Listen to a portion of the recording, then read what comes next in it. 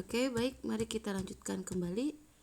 Nah, di sini saya minta kalian untuk menjawab pertanyaan yang sudah saya ajukan di video sebelumnya ya.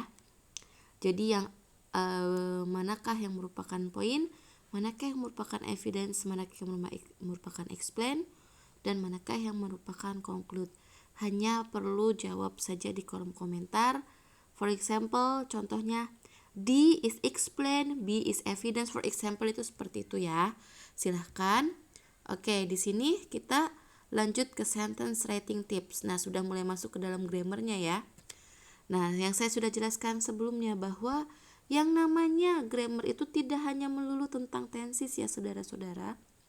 Tapi di sini juga bisa bagaimana kalian tentang cohesionsnya ya kan, penggunaan paraphrasenya, penggunaan punctuationnya, penggunaan markersnya.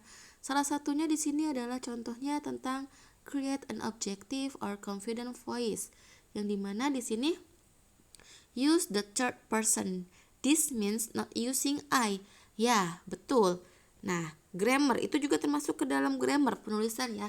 When you wanna to write your proposal seminar, please avoiding apa? Orang pertama, like I. But it is better for you to use the researchers or the writers, ya kan? Seperti itu. Terus juga di sini this essay biasanya discuss tentang importance of apa? Contohnya, kalau dalam dunia pendidikan, contohnya penggunaan media Canva dalam pembelajaran vocabulary. Contohnya seperti itu. Berarti kan this essay discuss the importance of using Canva for increasing bla bla bla bla, ya kan? Atau juga dengan katanya seperti ini.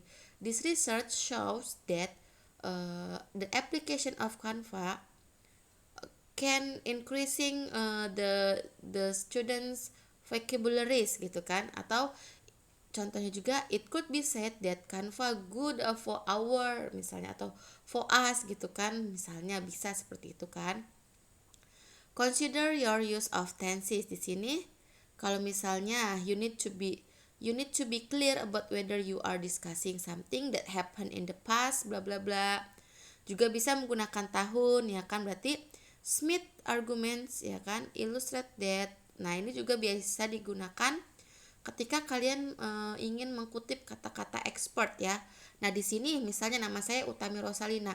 Nah, ketika itu kalian ingin nih mengutip expertnya, ceritanya saya. Tolong tulisnya jangan Utami Rosalina 2021, jangan.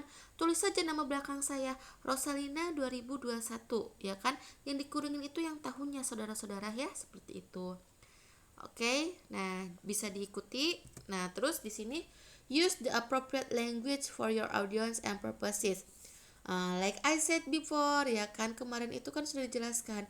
Kita harus tahu tone-nya siapa, audiensnya apa, because it is academic writing, need not to be complicated, but it does need to have an element of formality, ya kan? Tuh, di sini lihat katanya avoid contraction like don't, can't, it's. Pokoknya jauhi kata-kata singkatan. Do not ya, kalau don't ya tulisnya do not ya kan, seperti itu. Nah, di sini juga tuh avoid using informal words. Oke, kalian tahu nggak sih kalau informal word itu banyak sekali? Kayak contohnya some of people like some of the students itu sering sekali gitu menggunakan kata so di depan. Ya seharusnya kan tidak menggunakan kata so di depan, itu tidak boleh karena itu kata sambung. Sama contohnya seperti after ya kan, sama contohnya seperti before, and, but ya kan, seperti itu. Jadi di sini please avoiding using informal words ya. Kan seperti itu. And then minimize use of word like get, got, or a lot.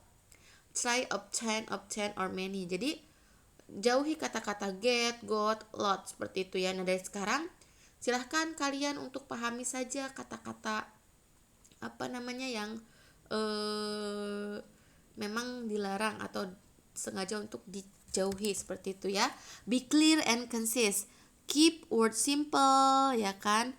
Di sini juga aim for the right word for the right occasions, ya kan. Ada make every word count, ya kan, seperti itu. And then avoid any vague words or phrases. Nah, jangan gunakan kata seperti if, them, they. Bukan tidak diperbolehkan, hanya saja kalian harus jelas penggunaan them ini. Kalau misalnya them-nya itu kalian tulisnya di kalimat kelima, tapi yang dimaksudkan them-nya itu merekanya ada di paragraf pertama, ya nggak bisa, itu jauh sekali, pembaca tidak akan paham, seperti itu ya. Use language sensitively, avoiding expressing strong too directly. Nah, di sini ada contohnya seperti apa, dan lean toward caution, ya kan. Dan do not stereotype, generalize, or make assumptions. It could be said that, it appears that, it seems that, ya kan. This especially applies to individuals or groups on the basis of their gender, race, nationality, religion, physical and mental capacity, age, sexuality, marital status, or political belief, seperti itu ya. Di sini dilarang menggunakan ya kayak gender, seperti itulah ya. Bisa kalian pahami sendiri.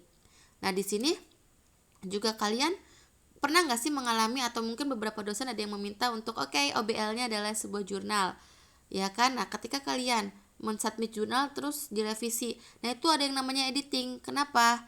Nah, editing itu masih ada berhubungan tentang voice, cohesion di grammarnya, refreshing di grammarnya juga, critically juga di grammarnya yang dimana. Voice itu who is the targetnya siapa, cohesion saling berkesinambungan gak, referencingnya gimana gitu kan, critically-nya seperti apa gitu kan. Have you introduced paraphrase? Nah, kalian nih biasanya nih hampir semua itu, tidak hanya kalian sih, itu tidak pernah memparafrase tulisan kalian. Nah, di sini diperlukan namanya editing. Makanya diperlukan adanya editor atau reviewer. Biar apa? Biar mengetahui gitu kan. Biar mengetahui apakah tulisan kalian itu sebenarnya bukan masalah like atau tidak, apakah sudah benar dan tidak plagiarism, seperti itu ya guys ya. Nah, di sini baru di revising. Nah, tapi di sini saya memberikan contoh. Sebuah contohnya tentang apa? Bla bla bla bla bla, bisa kalian baca sendiri ya. Setelah itu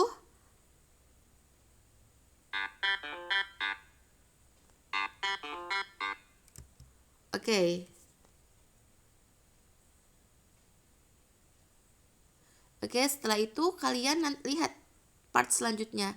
Kenapa ini ada warna merah? Kenapa ini ada warna biru? Ya kan? Yang warna merah itu di yang pertama, di yang all employers must follow the state bla bla bla, itu termasuk ke dalam cohesions atau moving from students to employers ya. Nah, jadi di sini dia jarang kan menggunakan kata-kata they. Walaupun dia ada kata they, tapi dia benar ke students ya kan. Berarti itu memang masih dekat, tidak terlalu jauh. Kadang ada mahasiswa itu menggunakan they di paragraf berberapa seperti itu ya, padahal kata students itu ada di paragraf 1, tapi dia sambunginnya ke paragraf ketiga. Yang mau nyambung gimana gitu ya. Jadi yang merah pertama itu di yang all employers, itu dia masuk ke dalam cohesions. Dan yang merah di bawah however studies bla bla bla, dia masuk ke dalam cohesion di dalam grammarnya, connection to the next paragraph. And then yang warna hijau enjoy interacting, dia ke dalam slang. Dan yang warna kuning itu dia ke citing, reference for the data use back up the point, seperti itu ya guys ya.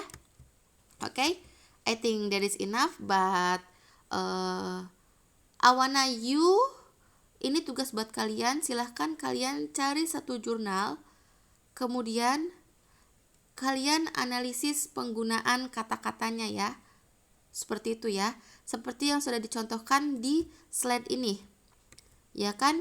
Misalnya ada kata-kata so, ada tidak formal, atau misalnya di sini tidak, kebanyakan dia menggunakan I, seperti itu kan.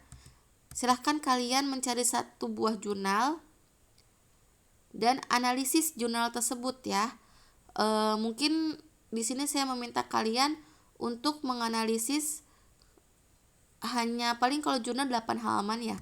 Silahkan kalian analisis sudah tepatkah berdasarkan dengan editing, voice-nya seperti apa, cohesion-nya seperti apa, referencing-nya, apakah poin-poin yang ada dalam editing ini sudah dijalankan oleh penulis jurnal tersebut. Silahkan nanti dikumpulkan saja di link di